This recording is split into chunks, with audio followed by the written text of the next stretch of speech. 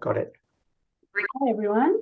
Yeah, thanks for coming along, as Andy said, to our 40th annual general meeting this evening. I'm really happy to see so many people here. So this evening we're going to do a quick welcome in smaller groups so that we kind of get a chance to meet each other at the beginning of the session, followed by a panel discussion around the future of permaculture. And then we're going to roll into our AGM. So that's going to be kind of normal AGM business and annual general reports, elections of trustees, and follow on with kind of gratitude questions and close. So if anyone has any questions or comments or contribution during the session, just feel free to use the chat, and we're keeping a record of everything that's coming through the chat, and we can address that throughout the meeting. So thank you. Great. Yeah, so we're going to get into breakout groups. I think Katie will set them up. And really, it's just an opportunity for everyone to say hi and yeah, why don't we get people into groups of 3, because there might be someone who's munching their dinner, isn't quite ready to talk, which is absolutely fine. But it just means if we get people into 3, we could just spend 10 minutes just saying, hi, where you're calling from, and something about permaculture, given that it's the Permaculture AGM.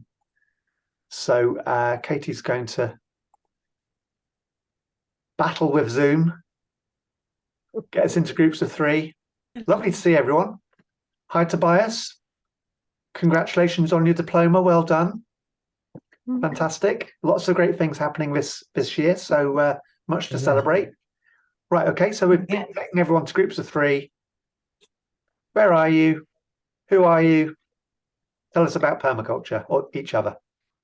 Great.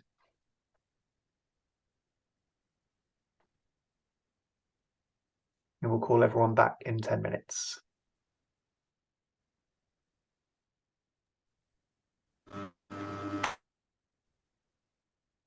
Hi, Bob. Hi, Sonia. Hi. Hi. Hello. Hi. Can you hear me? Yeah, yeah. Okay, I'm still assigning people to rooms, so I'll add you to the room as well. Okay, so if we just join the rooms as well. Well, one of us should, but not all of us. I'll stay to keep people in. I'll bring people in and allocate them. Well, I'm Sadie. I'm Sadie, and I'm in Canterbury in Kent. And something about permaculture. Oh, I've got my permaculture life design on my giant whiteboard behind me. So that's something about permaculture. There you go.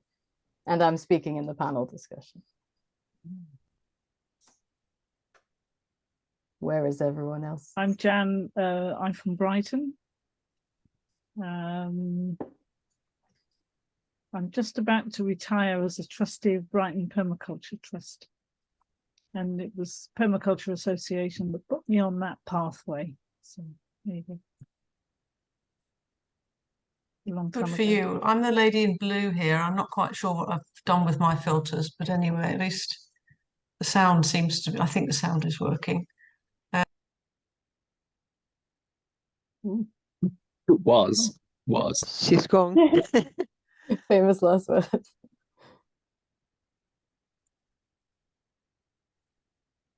We've lost you. I could go in the meantime while you sort out your sound. I'm Luby. I'm in Herefordshire at Applewood Permaculture Centre, and something about permaculture. I'm just in the beauty and completion phase of both Mothers as Natural Leaders book and the Cultural Emergence card deck, which I can say neither of them say permaculture on the label, but they're both permaculture. Yeah, I'll pass to Laura. You're on mute, Laura. Okay. I was saying they're beautiful. They're really lovely. And I'm in Gloucestershire, so kind of next door counties, I guess. And I've been getting involved in various permaculture projects for ages, but we started a new permaculture garden very local to me this summer, and so it's been lovely to meet more permaculture people locally. So. I'll go. I'm Maria Esperanza. I'm also from Brighton, also a trustee from Brighton Permaculture Trust. Something about permaculture. Okay, I'm really excited that on Sunday I'm going to Summer Park, and I'll be helping the scrumping team, our scrumping team, on Sunday. Yeah. Suppose I'll jump in.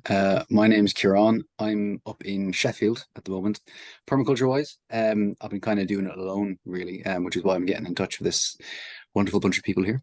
The only other related thing might be that I'm on year 2. We recently moved into this new place last December, so we're approaching now a 1 full year with massive hugel culture out the back. So it's going to be good to see now how it fares for the next year and see what we can get it doing.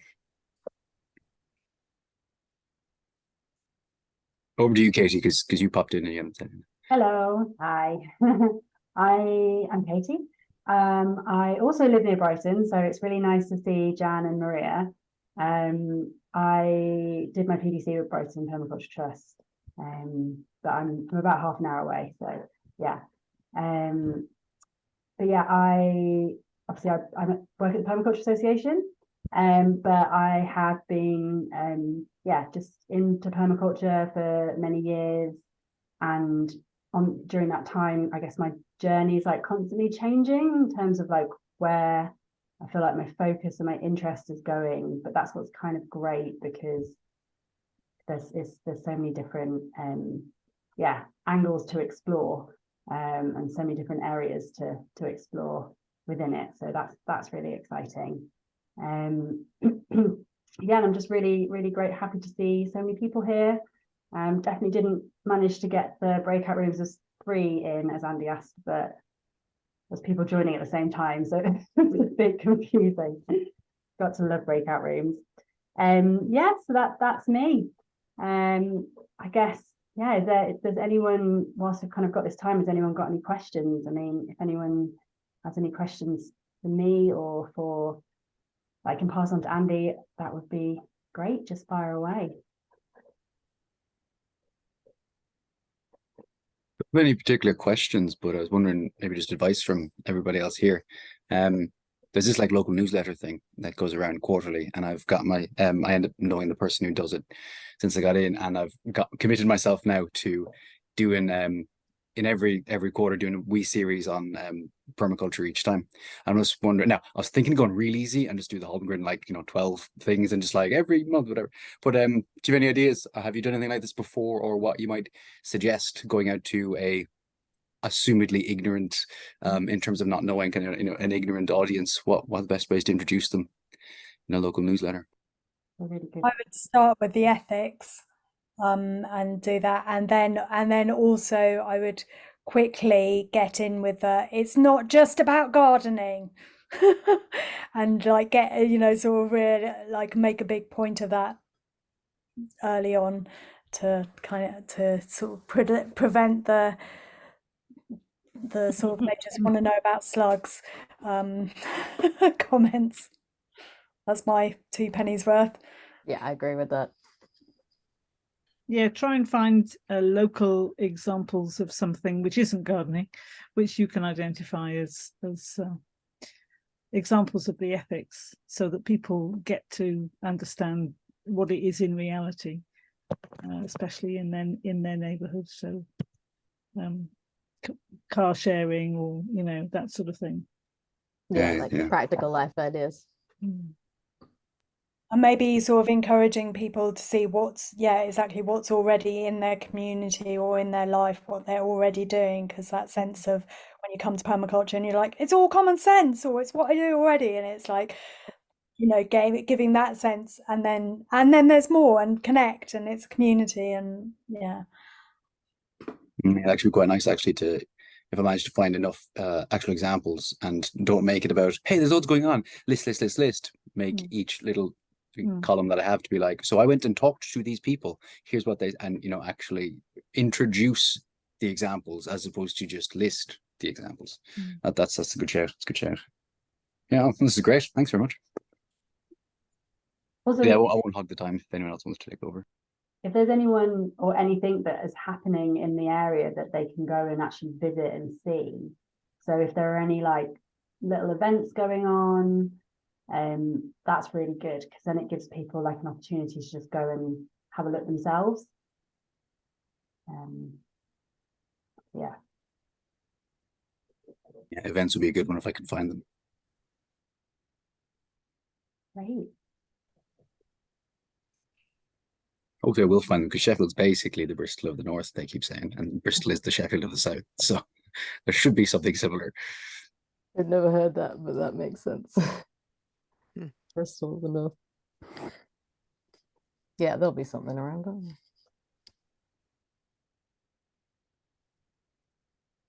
Link it to the time of year as well. How do you mean, sir? Something about the sort of celebration at the time of year. Oh yeah, no, definitely. That's why, because it's a quarterly thing. I really Yeah. hope to. It's a work class thing that I've got ideas for that right now, but of course, it's past, so I have to save that for next year when it comes around, because you want to keep it, and it gets people reminded of the passing of the seasons and the passing of time and how to think differently about things. So I'm definitely agree with that.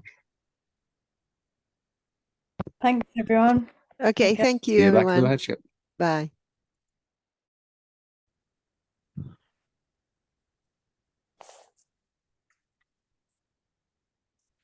Great. Hello, everyone. Okay, so I think a few more people are joining us back. Hope that was good to meet other people.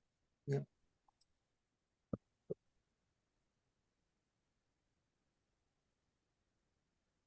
I have a big splurge of people any second. Hi, Sally Ann. I'll give you the link to the minutes in a moment. Have you got them? I've got them already. Great. Very organised. I'm all ready. Good, good. Great. Okay, we're all back now, pretty much, I think. Good. So, again, if you've just joined us, a big welcome to everyone. This is our 40th annual general meeting, which is quite an achievement. So thank you for joining us this evening. We're going to start this evening with a panel discussion, which Katie is going to lead. So I'm going to pass on to Katie. Do you need me to put a slide up? No, I don't think so. I think we can. But I'm going to take my spotlight off. Over to Katie.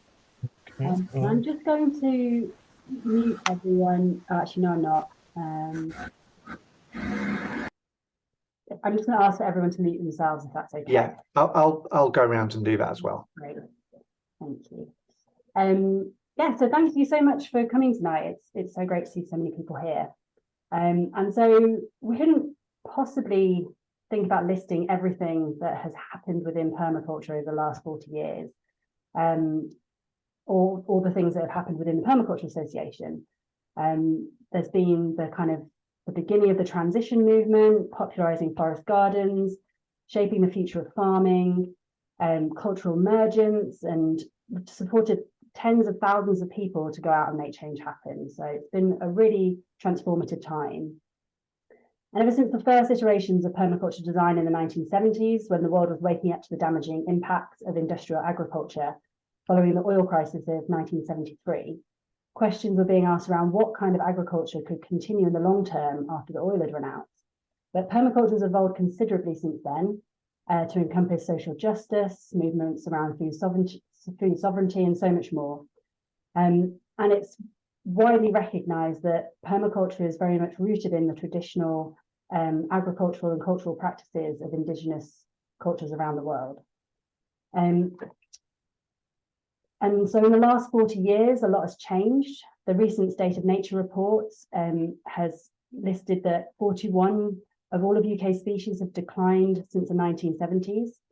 And 60% of our priority species have decreased by at least 15%. So there's been a lot of change in the way that the earth has been managed and the effects of that. But permaculture isn't just about the care of the earth, it's also about the people. And we know that people care is really integral to our ethics, the practice, and its future. A lot's changed, and both within the fabric of our communities, the shape of our families, and how we view ourselves as individuals. And the way we work and consume has led us to rely on quite capitalist, individualist structures more than ever. So the question tonight is, do we think permaculture is relevant for the challenges that we face today, let alone the world to come over the next 40 years? And if we want to involve more people in learning about permaculture, how do we break free from some of the barriers that might be holding us back? I don't have all the answers to this, but I'm asking questions and I'm trying to work with groups of people who might have more informed perspectives than I do. So I'd like to introduce our speakers who are going to talk on this, and we would invite everybody to contribute in the chat. I'm going to copy the questions into the chat that we've asked our speakers. So what transformations need to be made as a collective to ensure the permaculture movement grows over the next 40 years? And where might the biggest areas be where we could have impact, and which are the most valuable to our community and to the wider world? So yeah, please add your comments and questions, and after our speakers have shared their thoughts, we will open it up and bring those everyone's thoughts into the main conversation. So first tonight is going to be Sadie Scarlett Saints. She's a multimedia creator with a passion for permaculture and the many vital ways that it can be applied to the modern life. In 2014, she founded the Hip Hop Academy, which has provided urban arts workspace to kids' areas at countless festivals over the past decade. And in the next phase of life, aspires to inspire the next generation of urbanites to build a more resilient future. And so I will let Sadie start, and then I will introduce Paul and Wendelin, who are going to speak as well. Okay, thank you, Katie. Hello, everyone. I didn't realize you were going to read out that bio that I wrote straight away. I thought it was more going to be in text. Yeah, so as Kate said, I'm Sadie. I make music. I'm a vocalist, producer, and DJ. I make music under the name Detrivore.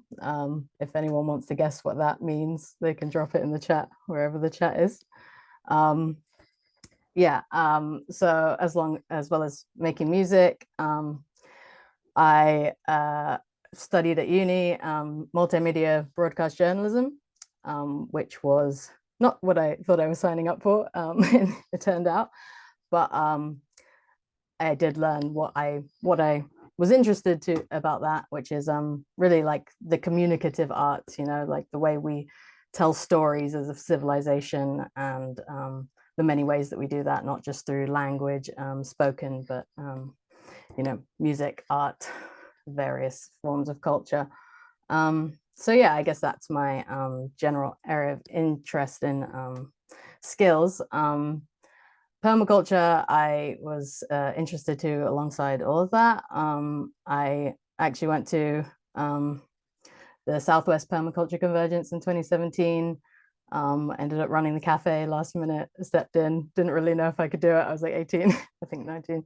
And yeah, and just had the best time, met a load of great people. It was really that like, oh, like so much goes unsaid, like you don't have to explain so much when you all know that you're on a common understanding when you first start talking. So yeah, I was bit by the bug pretty early. After that, I did a lot more music and went traveling, came back just before the pandemic, and had a baby. So I've been doing mum stuff for the last 2 years. But yeah, I'm really excited now to get back into permaculture, and went to the Permaculture Festival. I saw a lot of people there, Andy, Joe, Dan, a lot of people who I'd met from 2017, which was a nice, you know, amount of time to see people, you know, after.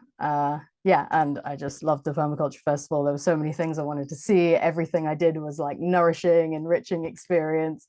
I went in practicing enthusiasm, which I'd heard in a podcast, and I was just, yeah, it was a really good time. It gave me a lot of, new ideas and new links, and met some great people locally. So yeah, I mean, I'm really interested in how permaculture can be applied to everyday life, also like systems design, business design, and I'm in the process of doing that all with the Hip Hop Academy right now. And yeah, as you can see behind me, I've got my permaculture life design, various aspects of zone 0 to zone 5, and all of my to-do lists, which I actually find quite satisfying. Yeah, so the Hip Hop Academy, our tagline is inspiring young urbanites to build a more resilient culture. In the internet age, culture has gone from being like a local resonance where you used to resonate with those who shared experience around you. And then we, maybe with like religions, we expanded that kind of idea of culture outwards. And now it's global. And I think urban culture actually represents the majority of the next generation. Apparently 70% of the next generation are being born into urban environments.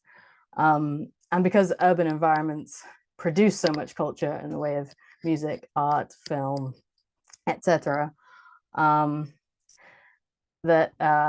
it is the dominant culture for kids of the next generation. And yeah, that being said, in terms of the permaculture, its future, I think a lot of it comes down to language. And as I said before, not just spoken language, but all of the forms of communication that humans do to tell stories. The real challenge is the wisdom that permaculture distills so well through its means and founded in its ethics, based in its ethics. It distills that, but then it kind of gets lost in like jargon and kind of exclusivity, not intentionally, but like the whole plants thing. We said it in our breakout room, like, oh, I'm not really into plants. Like I was someone who kind of felt like that when I first came to permaculture. But after a while, I realized that, everyone has a role to play within civilization. So there are going to be those people who are really into the plants, but there's also needs to be other people who are into other things, like communicating the information, because you can get lost in just the doing and have nothing to show for it, as in nothing to pass on. So so that's the challenge. And with the Hip Hop Academy, I'm really interested in like providing opportunities for student-led exploration of topics. So you give them a topic to explore and let them choose the way that they're exploring it. So up until now, we've done workshops at festivals in various urban arts, rap, graffiti, beatbox, street dance. And in the future, I'd like to have like camps, some more long form workshops where we're exploring a topic such as biodiversity loss, and the kids are putting on a performance themselves based in that topic and what came up for them, and teaching them the tools of, how to look at a problem and look at solutions. So yeah, that's how long have I been speaking? Well, thank you, Sadie. That was really, really interesting. That was brilliant. I'm going to move on to Paul next, and then we can come back and we're going to talk together about everyone's kind of thoughts afterwards. So Paul, I'll pass over to you. Paul is a permaculture designer and teacher based in Ireland, with lots of different specialisms, but I will let him introduce himself. So Paul. Great. Hi everyone. Thanks for that, Sadie. Welcome to Permaculture headquarters in West Cork. I was wondering, Katie, is there a way that I can share screen? Katie, is there a way that I can? Yes, I've organised that. You can do that now, Paul. Okay, cool. Because thanks very much for asking me to speak on the future of permaculture. And normally, if I were doing a course or whatever, it'd be kind of factual and on physical matter. But with my opinions, I just want to give a little bit of background and context so you know where I'm coming from. like Katie said, I've been doing permaculture design full time in Ireland for the last 7 years, and orchard care, and it's been quite a long-standing ambition to do that. I'll try and share screen now. I'll share this. Okay, can you see? Yeah, we can see that. Okay, great. So that's my homepage, and that's what I'm doing now. But I wasn't always doing that. Before I did the permaculture design, I qualified as mechanical engineer. So I was always designing, and I worked designing medical devices and ways for making medical devices. So really designer at heart. And when I was doing that job back in 2005, a really big environmental protest kicked off in Ireland, which was the Shell Sea campaign. And now I never wanted anything to do with protesting. It's absolutely not suited to my temperament. I never thought I'd have anything to do with it, but I went up and got involved, and I got stuck into it for seriously 6 or 7 years, pretty much full time. I was working part time as well in different things, but that was really my drive and my love from about 2007 to 2013. And it was things I never thought I'd learn, things I never thought I should learn, but it proved to be really important for me. So it was Shell doing the usual Shell things, doing their normal project, wrecking the environment, trampling over local people, and stealing resources with the help of our government. And I got stuck in, and it was hard, but it was brilliant. That's the Irish Police Force, and they're wrecking, especially air conservation up in Mayo. And we were doing direct action, and I didn't think I'd be involved in that either, but I was. And so we're blocking construction work on an offshore pipeline for gas. And this is back in 2008. There was risk, there was excitement, things I never thought I wanted. And we stopped that project for about 12 years. Now, recently, they were talking about stopping climate change and said that humanity had 12 years to change things. It's totally possible to stop things. This isn't the reason I don't want to talk about this project that much. It's just for context. It was dangerous. There was conflict. There was violence, and we were brought to court kind of every month for years. And plenty of us got convictions. Plenty of us went to prison, and there was loads of solidarity stuff. Now, the reason I'm introducing all this is because I believe in all this, but does everyone in permaculture need to believe in these methods too? And that's a question for everyone, because we all believe in lots of different things. We don't all think and believe the same thing. We share the tenets of permaculture, I hope. But for example, if I were to bring this belief system that we need direct action in, would it exclude some people? And that's kind of core the message that I'm trying to bring across. Or can we work together on our core tenets and embrace diversity of belief? Because I think it's great. And in England especially, there's a big drive towards diversity. But for me, the final frontier is diversity of belief. Can we actually tolerate people who think differently to us? And can we work together on what we do agree on? And permaculture already has so much in there existing, I think, even without the ethics, we've got this fantastic design system, absolutely brilliant. And all those aspects, as Katie rightly said, that are taken from indigenous cultures all over the world and put together. They never claimed to invent any of these methods, but what was revolutionary, I think, is put it together in an intentional design system. And back from that time, from the 80s and even the early 90s, there's other associated beliefs that are strongly correlated with the permaculture movement and with the founders. One is reverence for nature, and I've got an image of Fukuoka, who would be my guru in that. An association with the anti-nuclear campaign, because in the words of Patrick Whitfield, it creates pollution in a class of its own. The anti-GM movement and climate change and reining in our consumption and the destruction we cause by burning fossil fuels. Now, one of those has been taken up by the mainstream, the climate change one. And I have to say the others are becoming more of a fringe environmental thing, which is kind of amazing. And this comes to the point of what transformation needs to be made. I don't think we need to transform anything as a collective or as a permaculture belief system. It's already revolutionary. It's already cutting edge. And the more society slides into capitalism and individuality, the more revolutionary it looks, you know. So we'd be doing really well, I think, to transform ourselves and to transform society. Now, I'm not saying anyone should transform anything, only if they're called to do so, and stick to that. And to me, that's what's of value. It's those issues and the design system that inspired me so much, and I would imagine a lot of you too to get involved, and that holds. We can all, I think, go and should go and explore conflict in politics and new ways of dealing with each other. But as a collective, we've got to be careful about how much we write into the requirements for being permaculture. Which is why when I'm doing courses, I really love doing just hot compost course. You know, it doesn't need to be radical hot compost course. It doesn't need to be hot compost for people who believe in direct action or people who believe in the other stuff that I believe in. Because what I want to do is to bring people together who think and believe different things, but can come together over something. And for me, that's where permaculture, I hope, still is as a common ground in the environmental movement, which I'm sure you're aware is being split asunder by current polarization in politics. So that's the kind of general thrust of what I'm banging on about. Is I've got another image to show this, and I saw this actually on one of the members. I can't remember his name. He's an Irish guy who joined recently as well. He has this as his image.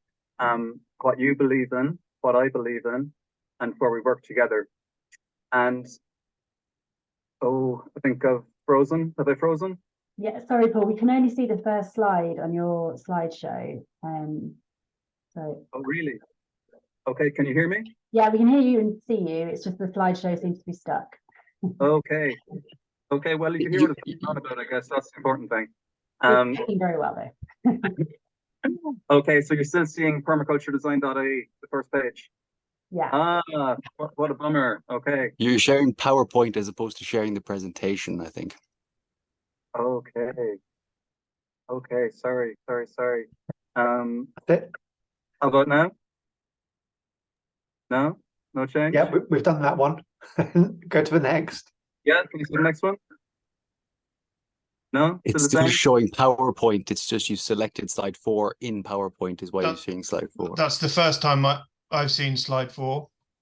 Okay, sorry guys, God.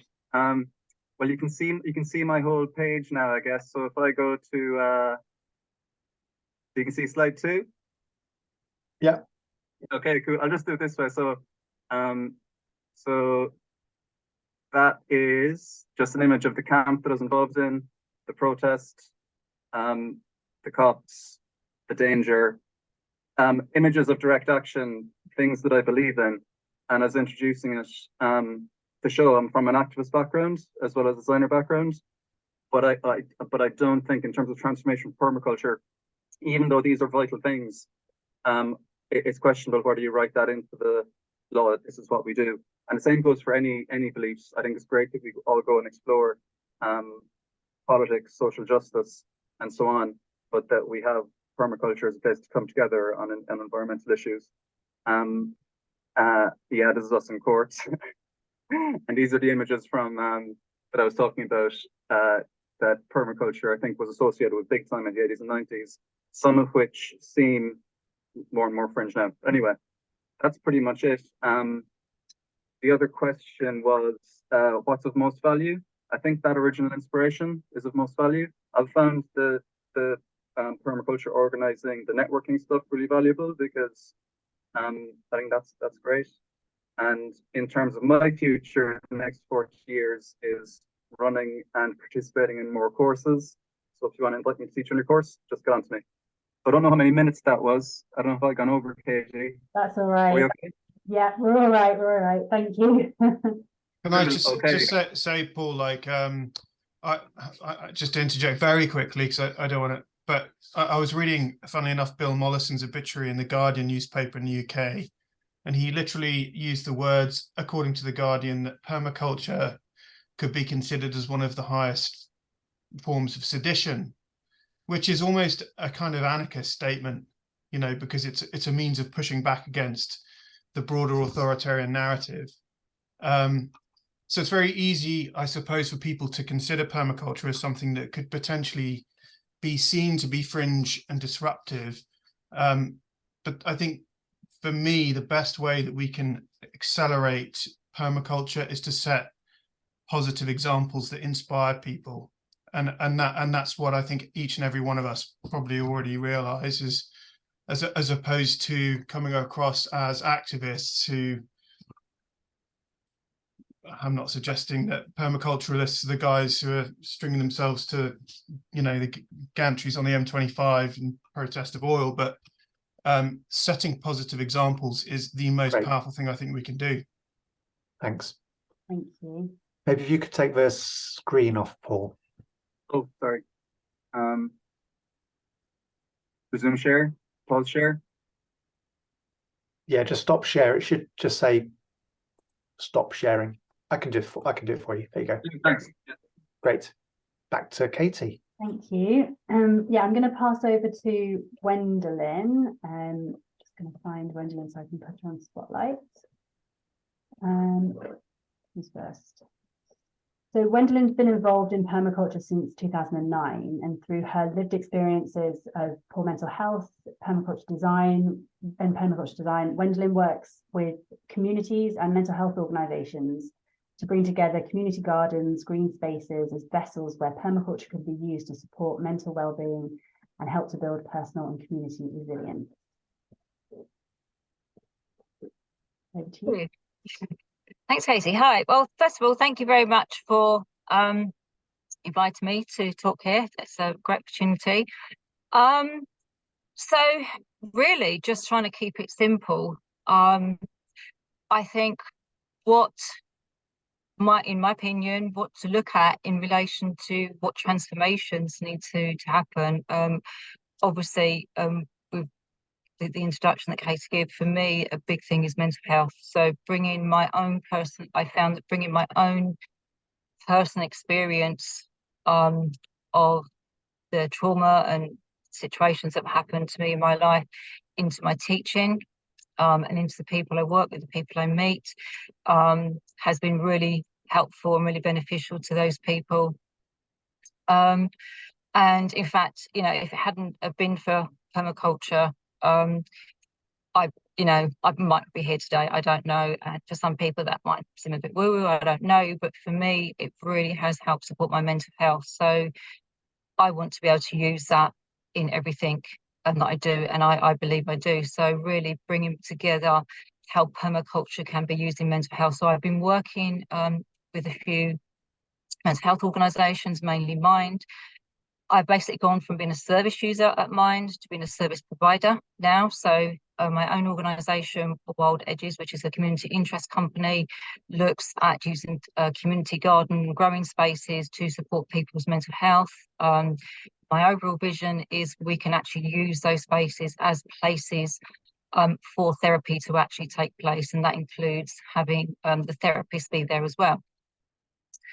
But I think what's really important in relation to the transformation taking place is to be as creative and imaginative as possible with each other as a collective. I would love to see things. We've got the Festival of Permaculture, which is amazing. It's fantastic to meet and see people, but I would love to see that more regularly in smaller scales, and I don't know how we do that. Be able to reach out more often, and I think to look back over the years of things that have actually have worked. Let's not forget those processes and designs and whatever that might be, projects and that people that pulled together things that have actually worked. I think that's really, really important, and things that can be tweaked and that perhaps we can just do a little bit better. I think a really important thing to think about if we're looking at the next 40 years is to look at AI as well, and how that can affect all of us here, how we might work with it, how we might struggle with it, but also how that's going to affect young people. So I think bringing, if we can get the younger people more involved with it and looking at their experiences and what they're going through. So I think learning to adapt and bring that in. I know for me, I hate the thought of AI. I often get teased by my future son-in-law saying, "Oh yeah, you should really try this, you should do this." And I'm like, "Oh, I don't want to touch it." But actually it's here, it's around, and there's things we're already doing. So how can we utilize new technology and new ways to perhaps broaden the horizons of permaculture and spread it out there more. And I think supporting each other. I think I remember there was a process a few years ago. I remember being a permaculture ambassador, and there was the permaculture ambassador process, and bringing together more local permaculture groups. I would, it would be really great to see if we can really establish that again and get that out there. I think supporting each other more, perhaps within the permaculture network, and spreading that out, and yeah, looking at the skills that we can bring together and the ideas. And I think so for me, the most important thing is looking at the mental health side of it, because we could have everything, and we can also lose everything. If we're not mentally resilient, then I don't think we can move forward. So looking at our mental resilience, both just individually and how we can work together as a community too. Against looking at how we can adapt to support our younger generation. And I think going back to what Sadie was saying about the language, I think that's really important, how the language that we actually use and how we can introduce permaculture to people without it being too jargon orientated. And I know that I still sometimes struggle with that, but at the same time, what I'm finding is that people are really interested in what this thing is, and I think it's just how it's presented. I think the ethics are something that we can very much use and that should be the forefront of whatever we do with permaculture. I think they're a really simple idea to introduce to people and how we can actually use them. I know it seems to work when I do that with working with people, and just evaluate the things that have happened even since COVID. What has come out of COVID that has made people want to come together more? People have become a recognised family and friendships and relationships so much more. How can we use that? People want something more. They want that community. They want to come together, and they want to be able to feel that compassion for each other. And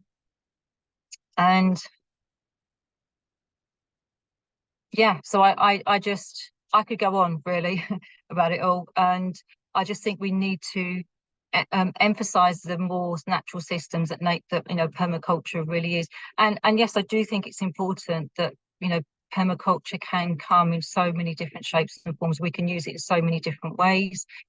It can be introduced in so many different scenarios, and I think that's really important as well, and not to be too prescriptive with it perhaps.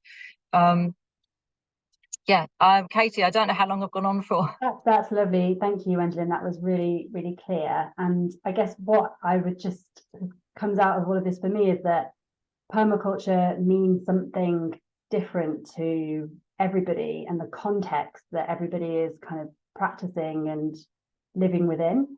And the application can be so varied that it's really about kind of like, how can we make sure that the foundation of what permaculture is, the ethics, the principles and the design tools, how can we make them as accessible and easy to use for people to apply to their own context, whatever kind of the shape of things to come. So it's really interesting to kind of hear it from a few different perspectives. And now I feel like I could have asked so many people to talk on this evening.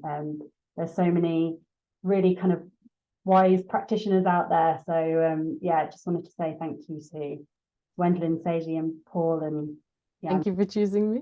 Yeah, I'm sure many more people could have also spoken on this topic. So there were some really great comments coming through in the chat. So just to say, if anyone else has kind of anything burning that they would like to share, we've got 5 more minutes. So either add it to the chat or feel free just to kind of unmute yourself and make a short comment if you want to. That's fine. Otherwise, I'll just kind of pull out a couple of the comments from the chat. I think what's quite interesting is this notion of community that's coming through. So using community and really kind of honouring the value of community.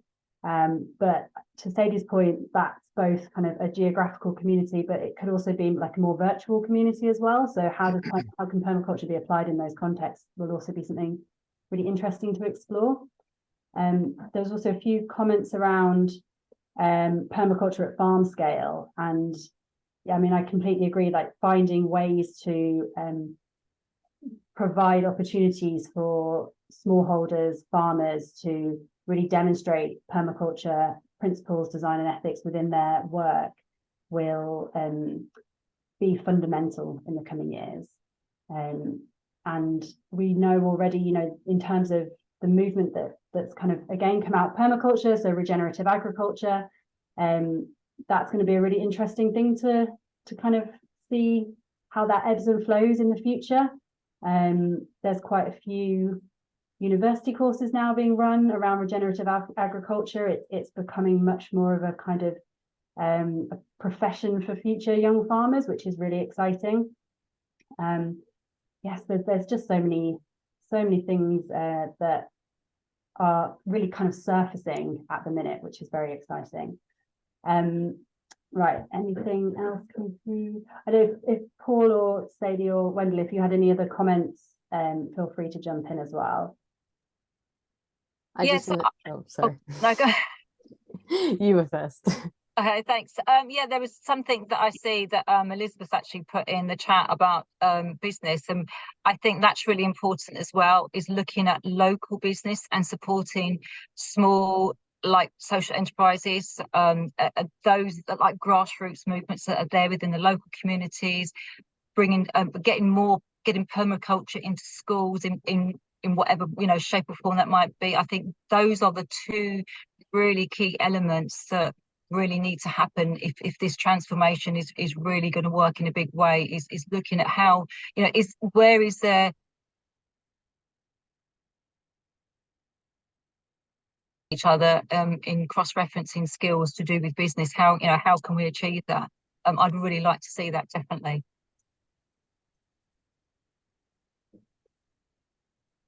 Thank you. Sadie, did you want to say anything more?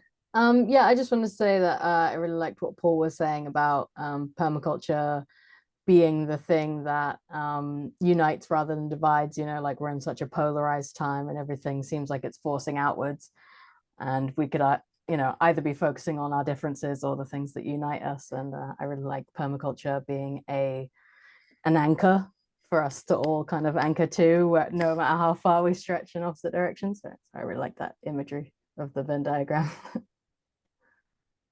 Great, thank you. So we could obviously talk about this probably all night, and what I'm going to do is pull together all the comments and all the thoughts from tonight and share that with everybody afterwards, and it might be that we kind of follow up with this afterwards as another separate session after the AGM, because I'd love to have everybody's contributions, and something that we'll talk about during the AGM is some of the work that we've been doing this year around really understanding what permaculture means to various audiences around the UK. And this is very much part of a journey for us to really understand what it is that motivates people, what it is that encourages people to kind of continue on this journey. So yeah, thank you for all your input. Yeah. Katie, on a very short positive note, I truly believe from the people that I've spoken to that even if they don't know whether or not to articulate it or describe it as permaculture, below the surface of what we will see as problems that we're faced with as society, a lot of people want the same thing. They want community, and they want that sense of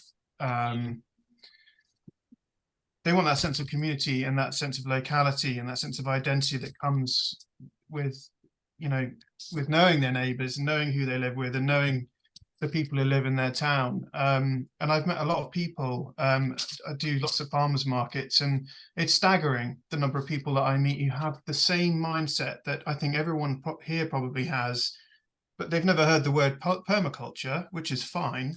It's just, it's a set of values, and that's fascinating to always hear. So I hope in some regard that's a positive statement off the back of what everyone has just been saying. That's my 2 cents anyway. Thank you. That's really helpful. Great. Okay, I think maybe we're moving into the annual general meeting. So thanks, Katie. Thanks, Sadie. Thanks, Paul, and thank you to Wendelin. That was some really great points there. And the great thing about the next 40 years is we don't have to work it all out in one go. So we can take one step at a time. And yeah, this is a sort of discussion which we want to keep having, thinking about how we can have the biggest impact in the world. And in fact, last night, we had the Land and Projects Network session with a guy called Tim Strasser, who was talking all about impact. So yeah, it's something that we're really thinking about. And in this AGM, we can tell you a little bit about what we've achieved this year, at least. So I'm going to share my screen and then introduce Sally-Ann Delph, who's going to do the minutes, and then pass on to Les, who will take us through from the chair's report. So give you a little sense of what we're going to do. So Sally-Ann first, then we're going to have chair's report, a few words from Les. Then we're going to hear the Treasurer's report from David Hewitt. Katie and myself will give some slides on what we've been doing as a staff team. Andrew de la Haye is going to take us through the election of trustees and a short proposal that has been passed or will pass. Tammy's going to give some gratitude, and yeah, then we'll take any other business or member questions and comments. And then we'll review the minutes as we do at the end of these meetings and say thank you. So it's quite a lot to do in 35 minutes, so it might be slightly longer than 8:30. But hope I've got to go put baby to bed, so thank you, everyone. That's fine. Thanks, Kate. Thanks, Sadie. I look forward to future conversations. That's fine. Thank you. Have a good one. Okay, great. So let's. Sally-Ann, do you want to let's say hi to Sally-Ann, because Sally-Ann's going to be doing the minutes. I'm going to just briefly. Hi, Sally-Ann. You ready and prepared to take the minutes? I'm ready. Okay, great. Do you want to? I mean, we will just quickly share the minutes of the last meeting. We use a kind of Quaker style minute taking, which means that by the end of each meeting, we agree them. So we don't have to agree them. We're literally just going to review them, and then we'll have a very similar sort of set of minutes by the end of it. It's just a formality. So when we met, we had 49 people, 162 votes, various apologies, no matters arising. We heard reports from Les, Joe, Scarlett and Graham. David took us through the finances. Final accounts would be available before the end of the year, which did happen. It gave some staff presentations. We elected Scott Moncourt and Carla Moss, who both did a fantastic job all the way through the year. Thank you to both of them. Tammy took us through the importance of gratitude and gave thanks to Board of Trustees, staff team, volunteers, donors, funders, and members. We had a special appreciation for the lives of Alan Charlton and Sarah Pugh. And we took a number of questions from members, one around the National Forest Garden Scheme, and there was a thanks to Susan Young for her talk on beans. Did anyone plant extra beans this year as a result of the AGM? I definitely did. And I got the book for my Christmas present. And there was no other business. So that's the minutes of the last meeting. So we've done that, and we will have a similar set of minutes at the end. So it's just a very simple record of the minutes. So I'm going to pass on now to Les to talk through board report. A few words from Les. Thank you, Andy. Is the board report on screen or how's this? I can do that right now, so I shall do that, and we can pinpoint Les. Thank you. Oh, there I am, top left. Thank you very much indeed. Welcome, everybody. Thank you very, very much indeed. I thought that was a fabulous discussion around the next 40 years. I think at the last board meeting, I actually said, who are these people? And I'm thinking, who are these people? This is fantastic. So that was really, really engaging. The Board of Trustees actually represents membership, and here you are, membership, and the feedback in the chat and from the comments is absolutely invaluable to us as a board, because our agendas are so full. We support the staff team who do a fantastic job, but it really is a lot of work. So I want to actually thank the board, as you can see many of them in that latest photograph. Thank you very much. Talking of thanks, I wish to note and thank you, Mr. and Mrs. Goldring. Where would we be without you? That's really, really good. It's great that you're here, and I can say that to you. It's an honour and privilege to be on the board and to help the board in its work. So I'm very grateful for that opportunity, and it's something that I take seriously. We have a full and vibrant board, you'd be pleased to know, and we have more members coming in, hopefully at the election later this evening. So we do a lot of work, as do the staff team, and we're happy to work with the staff team to make our work a success. But as we are all aware, over the next 2 days, the next week, we have COP28, 29. There's a huge amount of work to be done, and we need you, our members and volunteers. Talking of volunteers, I want to make a special mention to all the volunteers in the diploma system, the education system, and the land working groups, and all the regional and local groups. I think the association relies not just on the staff team, but the enormous contribution that volunteers make. And these are exciting times, and we have a huge agenda.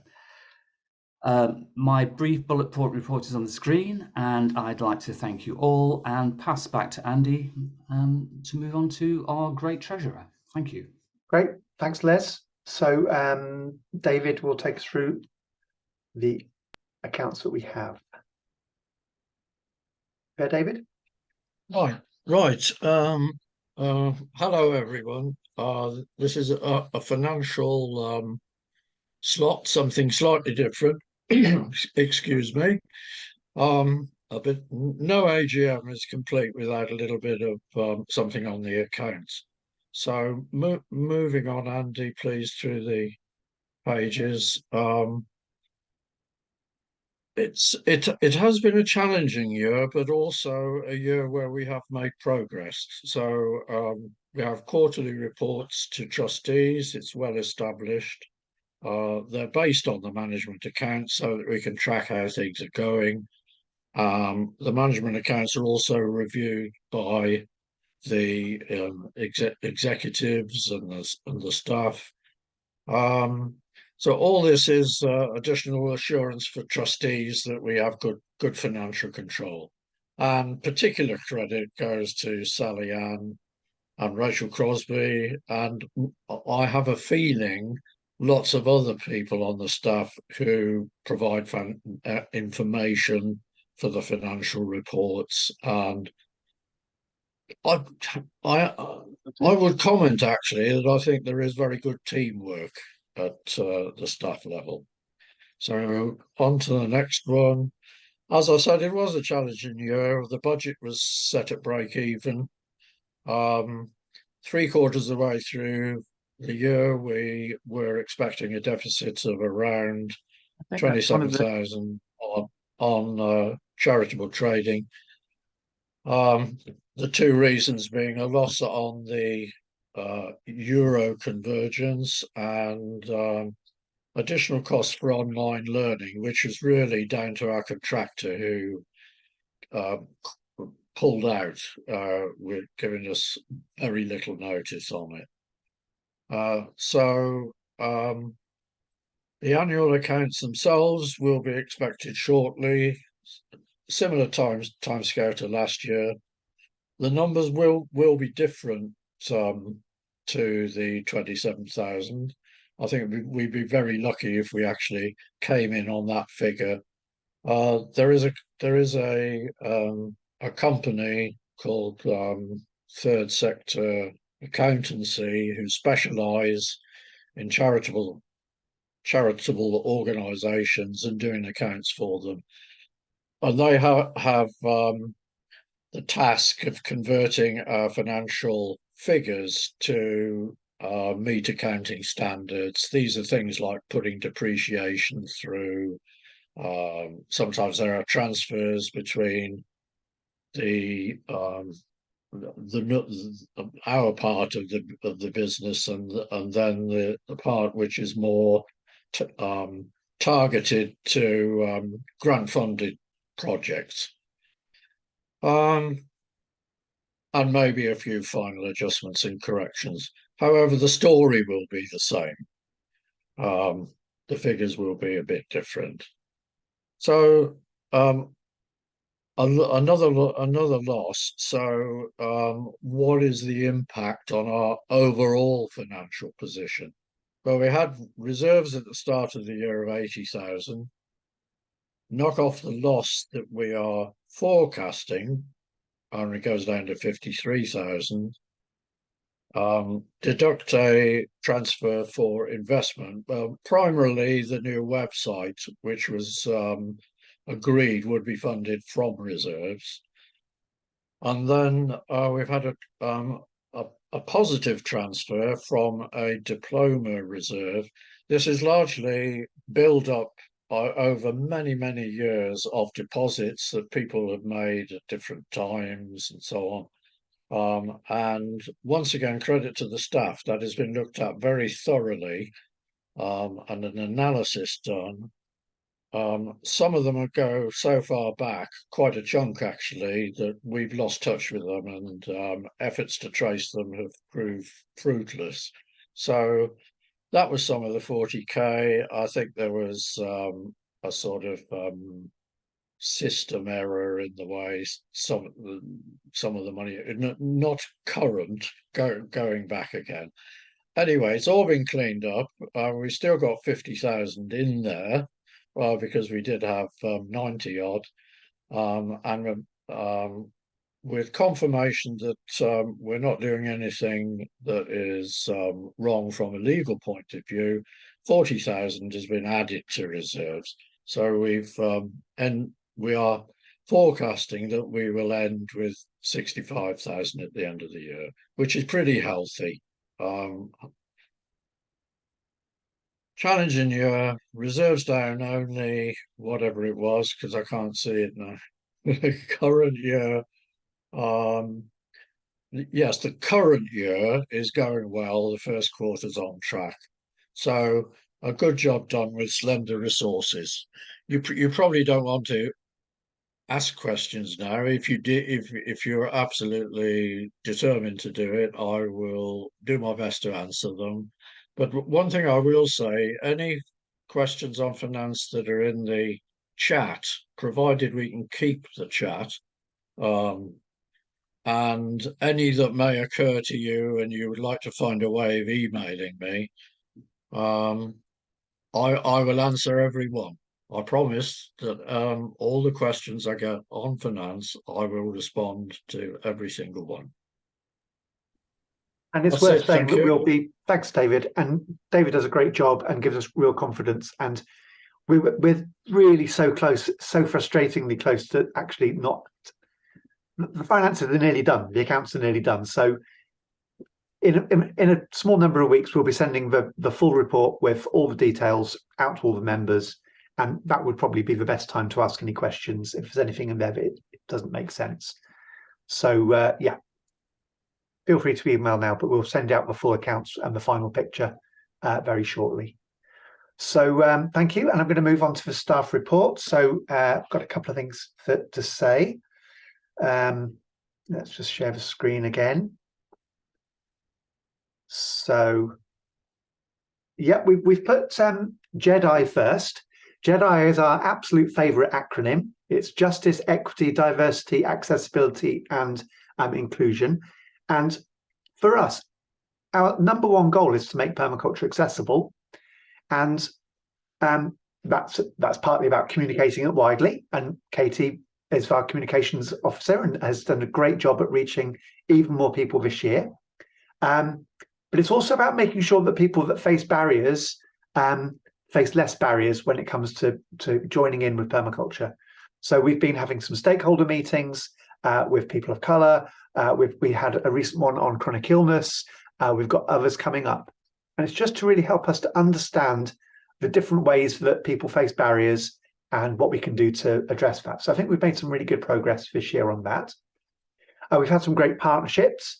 So we've had the IAC project and the Community Climate Coaches project, 2 European Union projects.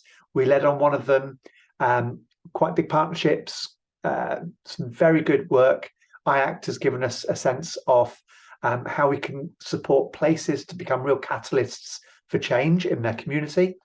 And the Community Climate Coaches is around supporting people to, really help people in their community to take action around climate change. And both of those things will be taken further forward. I'm going to bring Luby in shortly to talk about Mother Nature, but I'll just get to the end of these bullet points. And we also had the a partnership with Zurich Insurance, and Kath did, I think, 13 really well received masterclasses, which went from risk assessment through to how to manage volunteers, a wide range of topics, which really will form the basis of some support for new projects. So it's created a long-term learning resource as well. So thanks to Zurich for that. Fundraising, we had very limited success. I guess we did the exact thing you're not supposed to do by putting all your eggs in one basket. We put a huge bid into Growing Great Ideas. It was for £5 million over I think 8-year period. And they kind of closed the programme. So that wasn't very good. We did get it in. It was a bit devastating. But the good news is that it set a really good foundation for the fundraising that we're doing this year.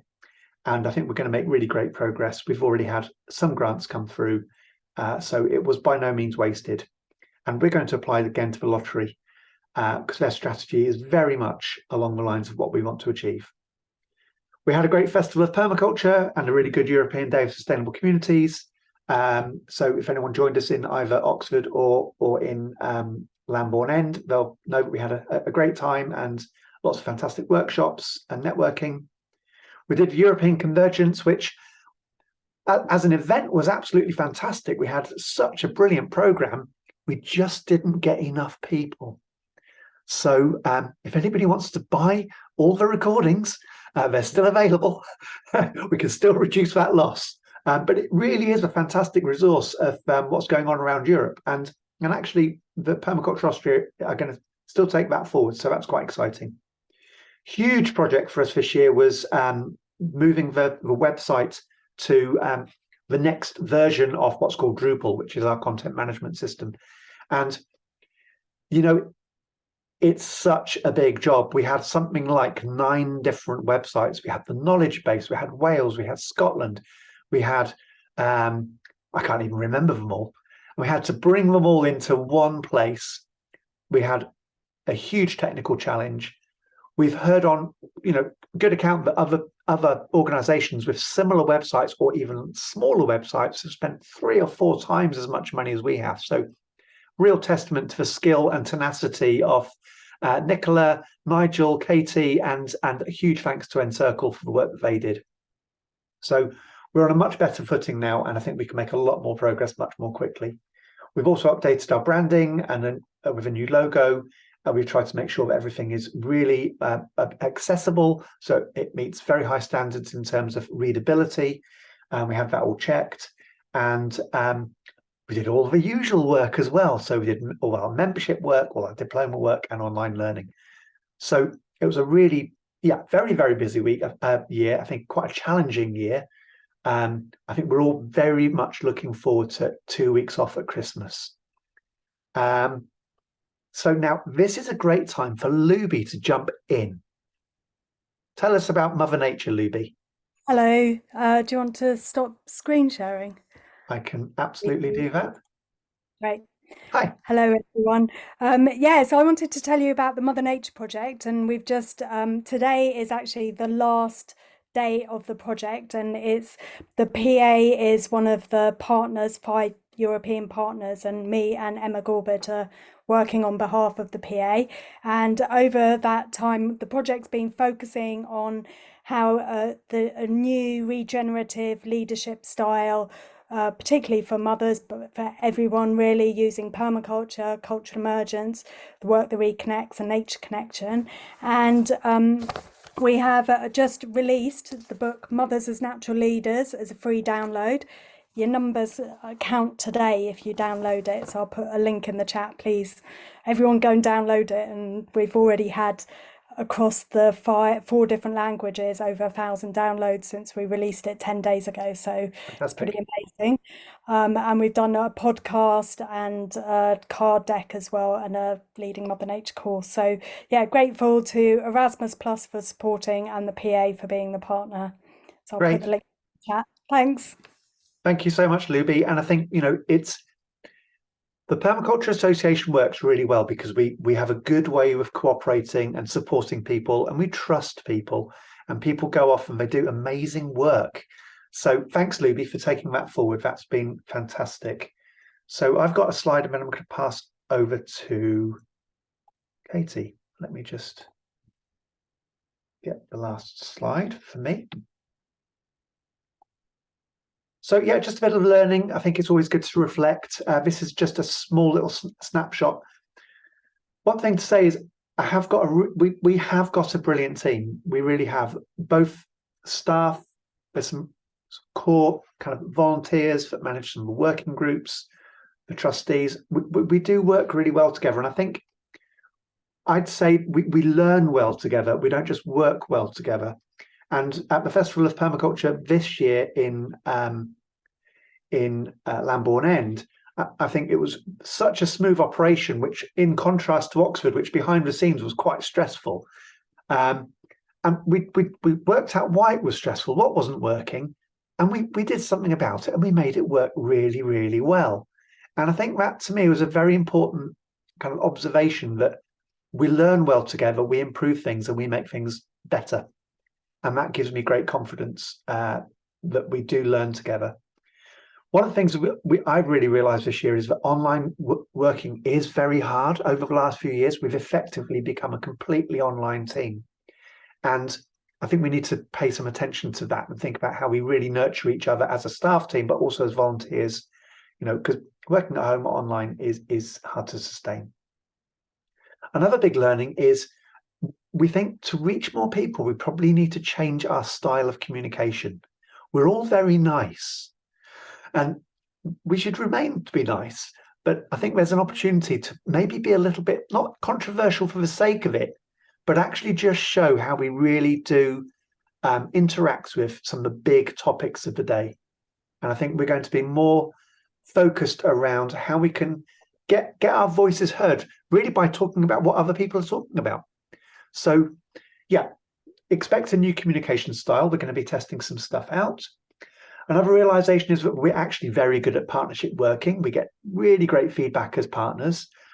Things like IACT and community climate coaches have reinforced that. So actually, why don't we do more partnership working? You know, if that works well and we're good partners, then if we choose the right partners, we could really reach a lot more people. So we're not particularly good at working with young people, but let's partner with a great youth organisation in the UK. You know, so we want to start using our partnership skills to reach more people. More fundraising. I think we've learned quite a lot around that. And the last couple of things I think I want to say, just one is that our demographic is changing, which is excellent, and that's both in terms of you know, the diversity of people that are involved in permaculture. Also, we've noticed there's quite an interesting gender balance. A small observation was that Gemma said, we were at a meeting and Gemma said, what do I do? There's no men coming to my educators gathering. It's all women. It's like, I said, stop. Just enjoy the moment. We were complaining when it was all men 20 years ago. Now it's all women. How fantastic is that? So things have really shifted, and I think we've got a great gender balance, and it's a really solid place to go forward from. Let's make sure there's lots of young people. Let's make sure that we're really representative of society and a very welcoming place to be. And we want to learn more about how to do that. And yeah, according to Google AI, permaculture is growing. We did Katie did a short report and found that since 2019, we've really grown substantially around the world. So yeah, things are going well overall. Right, I'm going to stop waffling and I'm going to pass on to Katie.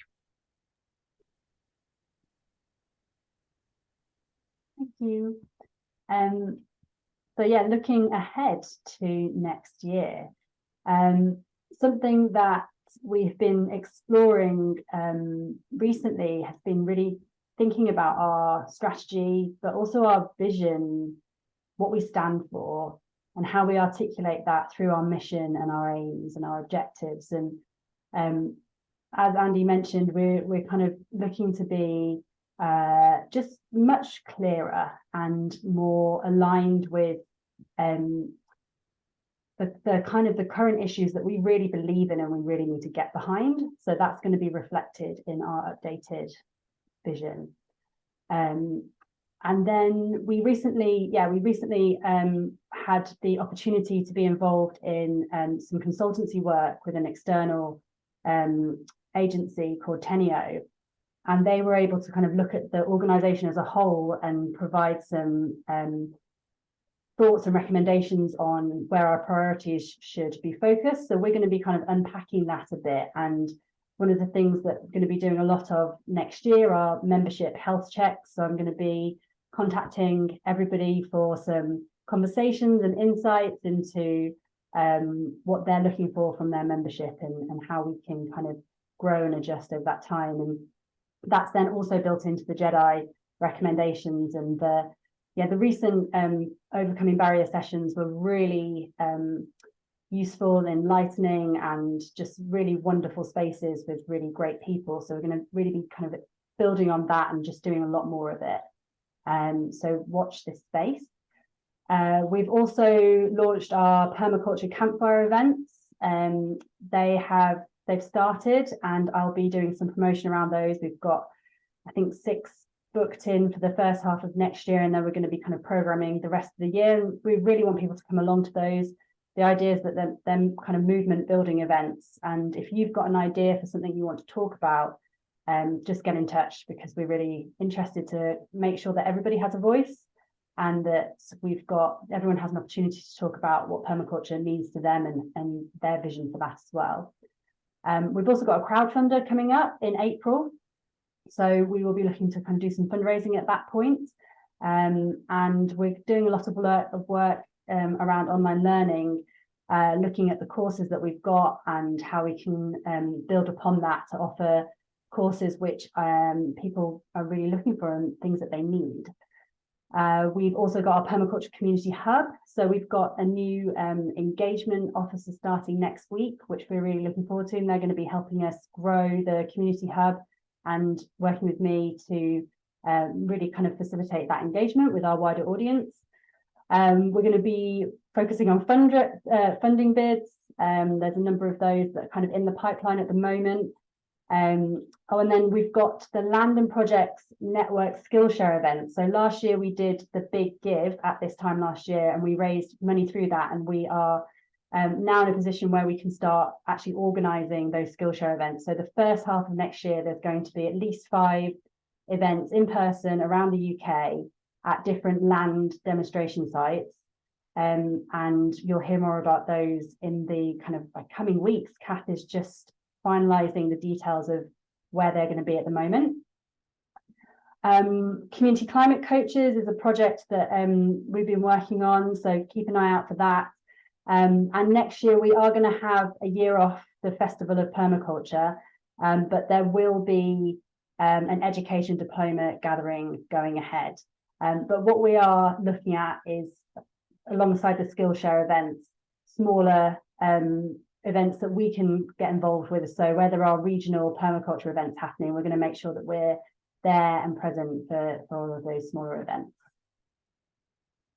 And so, yeah, how can you get involved? Well, I mean, we would love as much involvement from our community as possible. You know, permaculture is a movement, and it's the people that make up that movement. So yeah, obviously by being a member, that's a huge contribution, not only to supporting the Permaculture Association, but actually joining that community and being part of a community of people who really are looking to make positive change.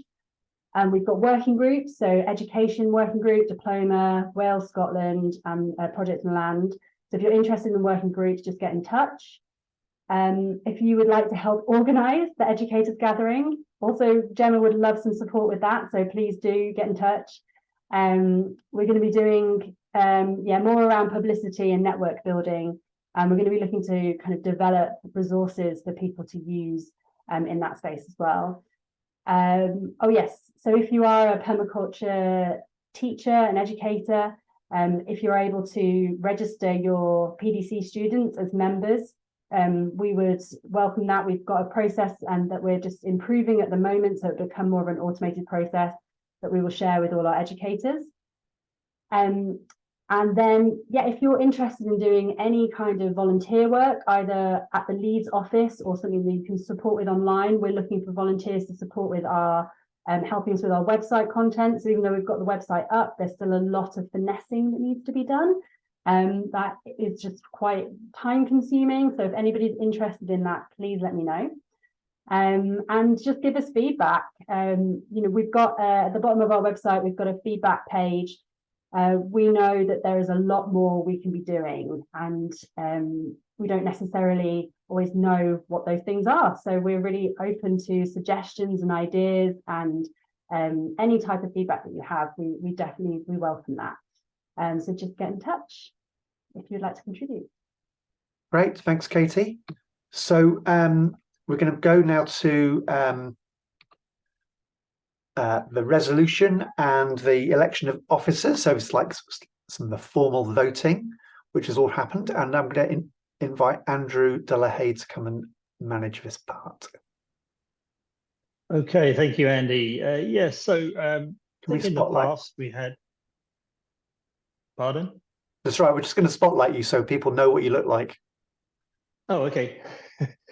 So in the past we've had a relatively smaller board of trustees, but over the last few years we've been, I think, blessed with a lot more interest, more people wanting to stand for election to the board of trustees, and board of trustees or trustees are also directors of the company.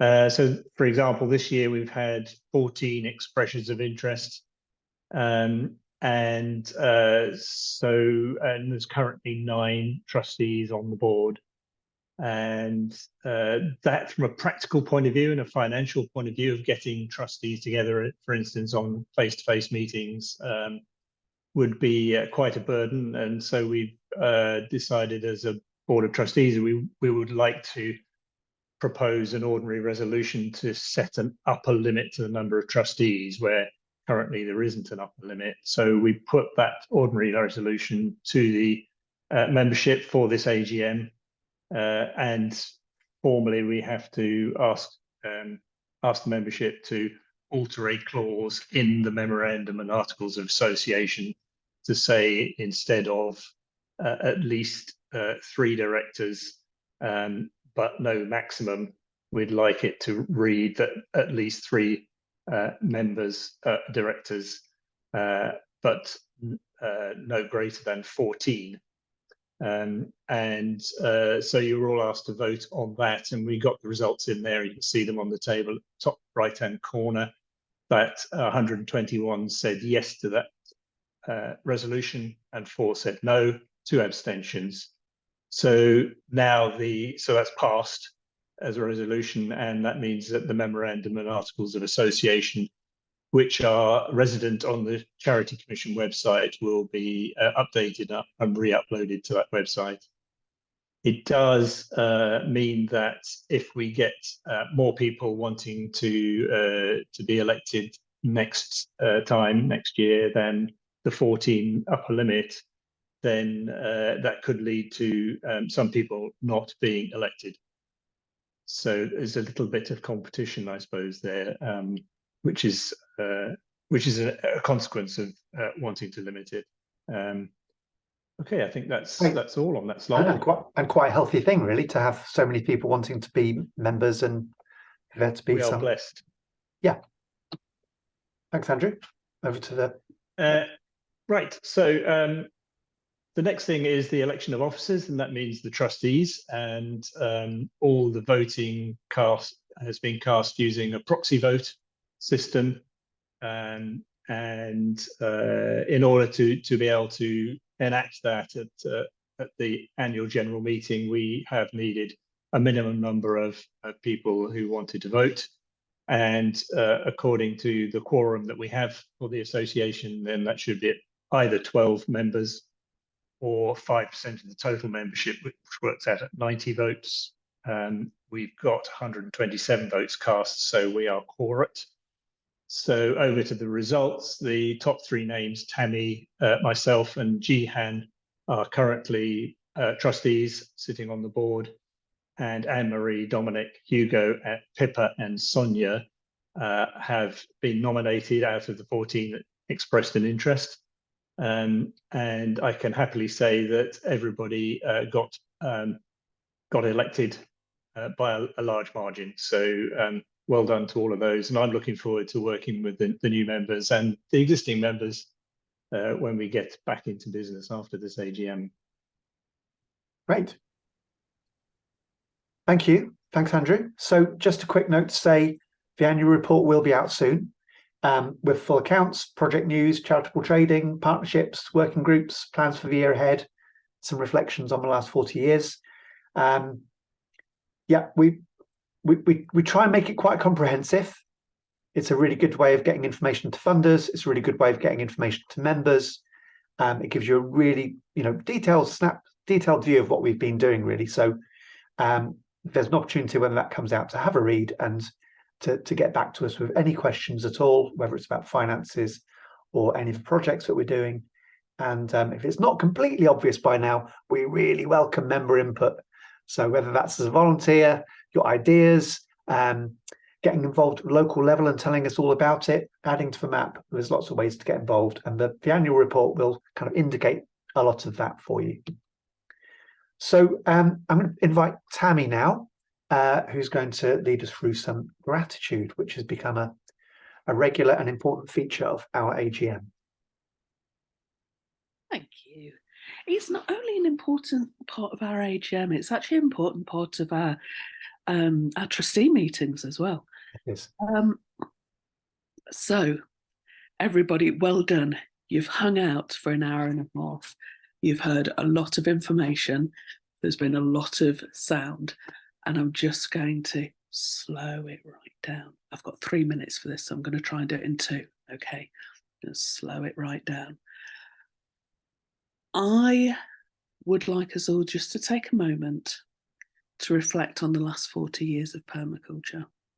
All of those land projects, the way that the Permaculture Association, the staff, present and past, the volunteers, everybody who's been involved with the association over the last 40 years has supported other projects, supported each other, made friends. Some of you have even married each other and had little people. And those little people have become big people. To that wealth of information, the knowledge sharing, the skill sharing, the influence that we have on each other and on the wider world.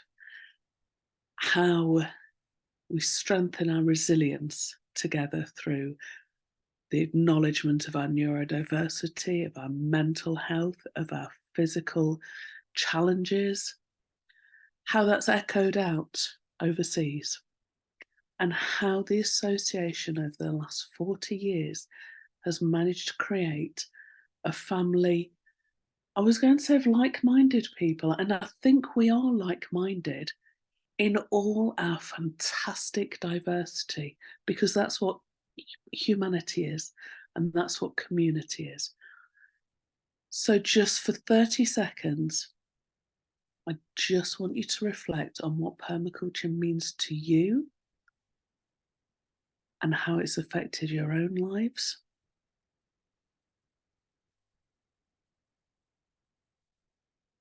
And I thank you for sharing this little moment. I'm utterly blessed to have brought 3 now adults into the world underneath the permaculture umbrella, and it's positively affected their 3 lives, and that can only be magnified 100-fold. and plus. So thank you for those few moments of you listening to me and trying to slow it a little bit. Back to you, Andy. Thank you, Tammy. Thanks. It is a lovely community we create, and it is all around the world. And I think it's great, you know, people of all shapes and sizes, all working together to make a better world.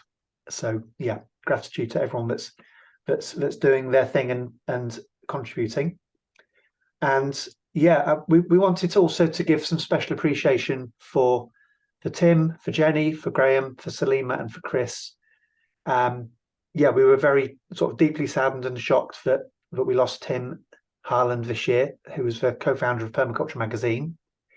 And yeah, that was a real big shock. And we obviously have sent and continue to send our best wishes and our condolences to Maddie and to the family and to everyone at Permaculture magazine. And we're absolutely, you know, committed to supporting them in whatever way we can.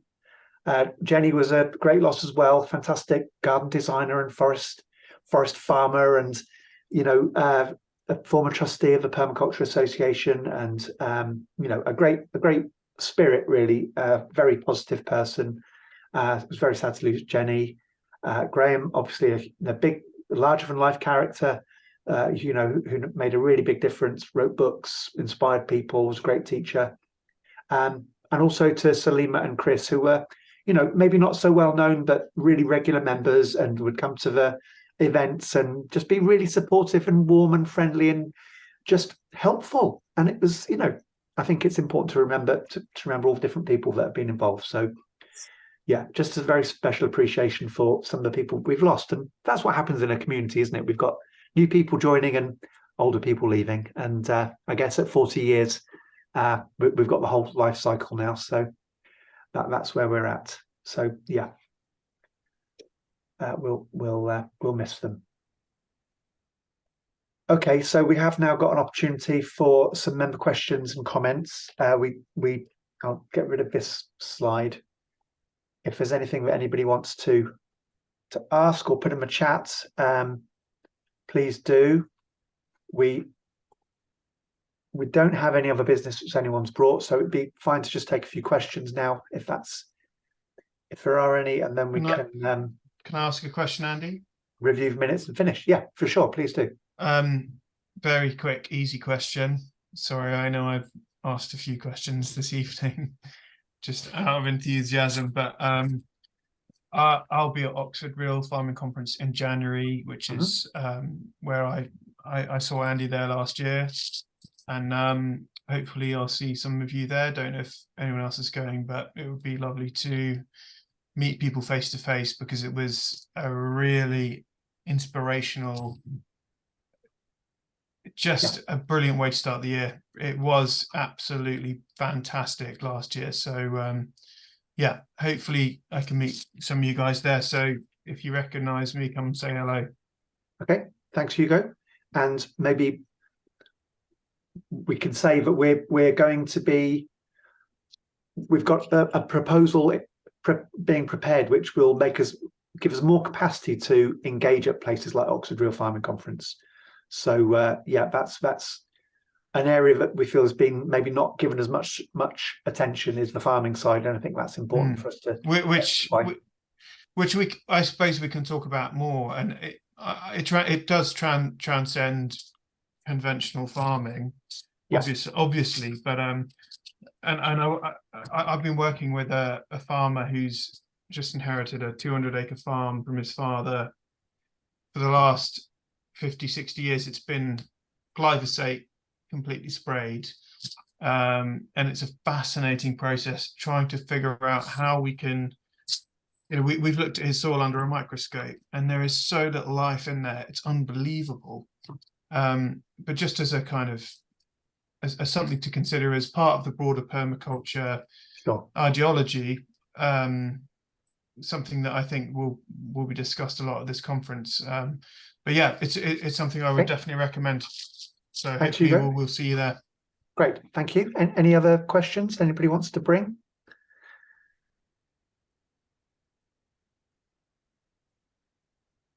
I'm going to do the kind of classic auctioneer going. If anyone can find me at the RFC, I'll buy them a beer. No more questions from you, Hugo. Right? Any more questions? The question in the chat, Andy, from Ryan. Okay. What's the question in the chat? Let's have a look. I'm only kidding, Hugo. I don't mean to shut you up. Right. God, there's a lot of chat, isn't there? Get all that. I'm scrolling The through last that. one from Ryan. Our membership numbers trending up. Concerns over people cutting back. That was a question from Ryan. Well, really, I should let Katie answer that. I mean, there are definitely people who are cutting back. It is a really difficult time at the moment, and I think we've reached an interesting point in this kind of cost of living experience that everybody's going through, where it's kind of working its way kind of through areas of people in society that, you know, maybe weren't feeling the pinch as much before. So it's definitely having an impact. So yeah, I mean, I would say the focus for us is about how we can possibly look to, well, we're doing a lot of work around the kind of professional membership space, and particularly around kind of like our business to business engagement, where we appreciate that there might be organizations and businesses that we can bring on board within the membership that won't necessarily be kind of experiencing the same financial hardships. And we're also putting a lot of energy actually into providing concessionary and complimentary memberships for people who ordinarily wouldn't be able to join in. So we're putting resources behind that as well to make sure that people aren't totally excluded if they can't afford the payments. So yeah, we're kind of looking at it from different approaches to find solutions for that. And we're also aware that we've had some real challenges with the database and with the payment systems, which is one of the reasons why we've invested so heavily in the website. And the next stage is our database. So it's not always been easy to be a member. We accept that. We know that sometimes people have had to try very hard to give us a payment. So we're going to make it an awful lot easier for you to all pay money into the Permaculture Association in future. So that will be easier. So any final questions? And then we'll go to the minutes, just go through them and we'll call it to a close. Any further questions? That's fine. I can't see any more. Okay, well, let's go to the minutes. So, Sally Ann, would you like to show us the minutes? Well, I'll present them and you can talk us through.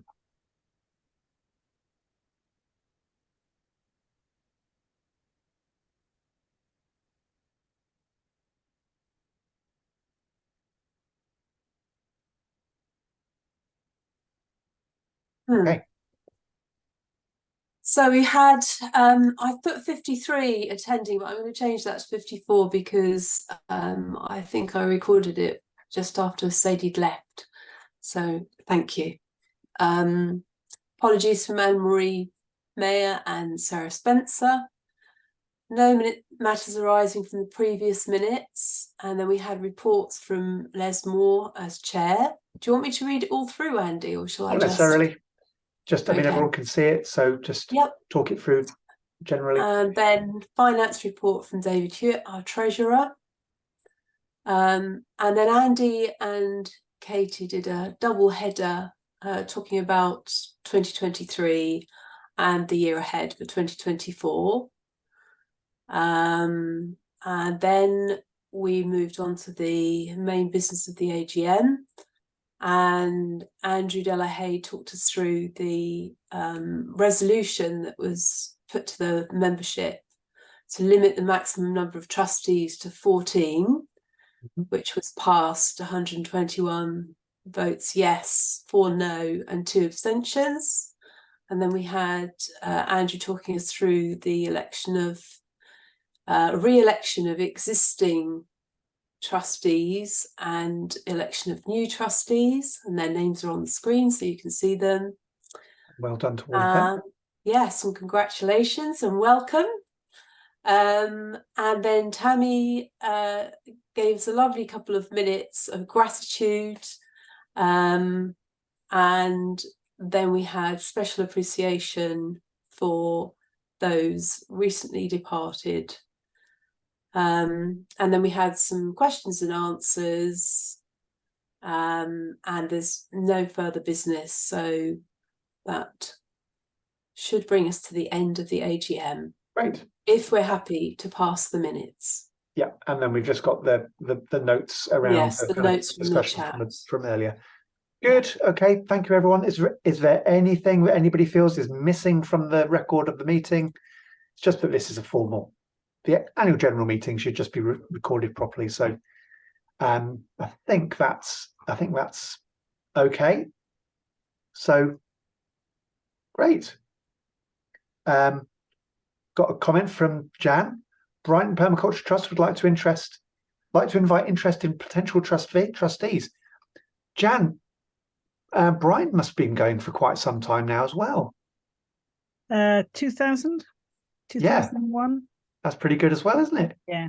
Congratulations to you. We keep meaning to have a 21st birthday party, but it doesn't happen.